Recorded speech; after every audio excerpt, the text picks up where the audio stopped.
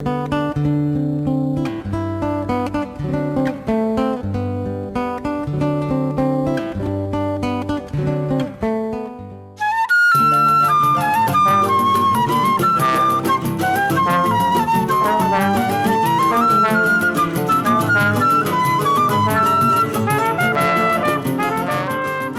choro ele pode ser tomado como o Pixinguinha dizia, choro é uma música alegre, sacudida, que a gente gosta. Essa é uma fala do Pixinguinha, né, que traduz um espírito no século XIX, no século XX, comecinho, se falava assim, vamos para um choro, quer dizer, era uma festa, era um lugar, o choro queria dizer tudo.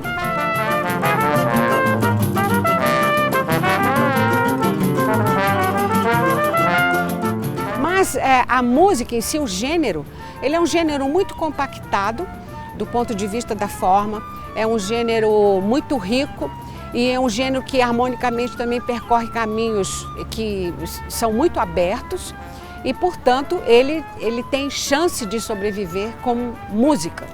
Como, né, os padrões do choro, eles são base da música brasileira.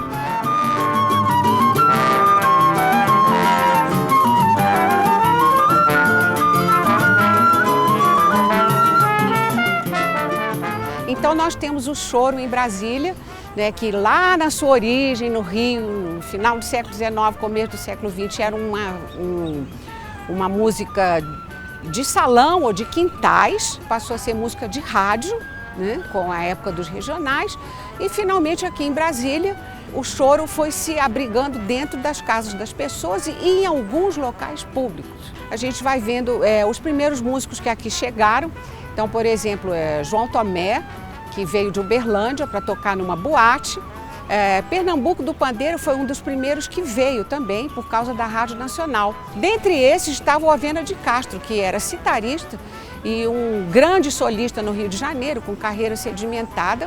Como ele era contador, ele veio ser contador nos canteiros de obras em Brasília. Eu estou falando do comecinho de Brasília, isso são os primeiros anos, 60, 61, 2, 3, 4, 5, 6, até 67, quando aí nós já tínhamos a Neuza França, promovia saraus na casa dela no Rio de Janeiro, e aqui em Brasília ela continuou com essa prática.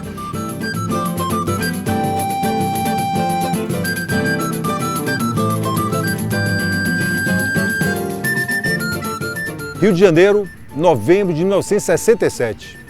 Jacó do Bandolim está entrevado na cama de sua casa em Jacarepaguá, vítima de uma crise de coluna, e recebe a visita de 2 médicos vindos de Brasília. Na verdade, são 2 chorões que pretendiam assistir a um dos lendários saraus realizados por Jacó do Bandolim e foram surpreendidos pela situação do Jacó. Um deles, de fato, é médico, né, e decide submeter o doente a uma terapia neural, que aprendeu recentemente na Alemanha. O outro era um advogado, apresenta-se como ginecologista e ajuda o amigo no preparo da injeção. Bem, para surpresa da família, no dia seguinte, Jacó pula da cama, de onde não saía há 4 meses, e volta a tocar bandolim. Mas fica tão entusiasmado com a própria recuperação que resolve prosseguir o revolucionário tratamento em Brasília. Durante os 6 meses em que Jacó morou na nova capital, sua presença atraiu muitos chorões transferidos para Brasília na condição de funcionários públicos. Todos os sábados ele reunia os melhores instrumentistas da cidade para saraus memoráveis. Bem, Jacó do Bandolim morreu 2 semanas depois de regressar ao Rio de Janeiro, mas sua passagem por Brasília, para onde jurava que pretendia voltar, deixou plantada essa semente do Clube do Choro de Brasília.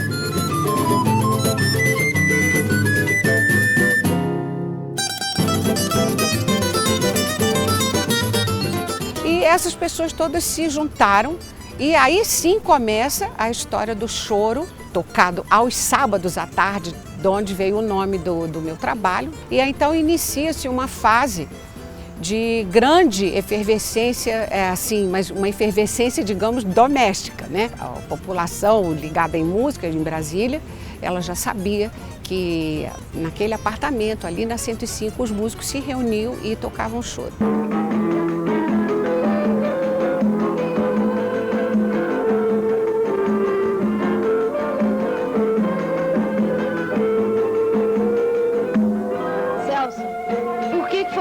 O Clube do do choro em Brasília? Bom, em Brasília já havia, desde há muito tempo, um grupo de choristas que normalmente se reunia para fazer choro para consumo próprio, digamos assim. E possivelmente ter um lugar mais público na cidade onde nós pudéssemos nos reunir mais regularmente no que seria assim uma espécie de um reduto do choro em Brasília.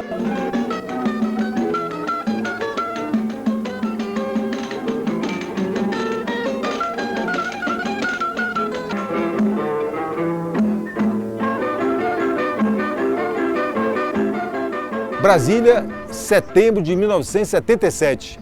Clube do Choro é fundado por músicos que se reuniam na casa da flautista francesa, naturalizada brasileira, Odete Eres Dias, mãe do Jaime.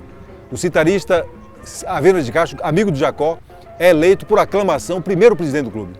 Depois, já nos anos 90, chegou-se num impasse, né? Ou o choro permanece como uma música de casa de pessoas ou de algum bar, eventualmente, ou então a gente cria uma casa para esse clube de verdade, né? Porque a sede já existia, mas eu digo uma casa para onde possam vir outros músicos do país inteiro se apresentar. E essa proposta hoje em dia é uma proposta bem ampla e que eu pessoalmente admiro muito, porque considero que é um marco de sobrevivência, é uma história para o futuro.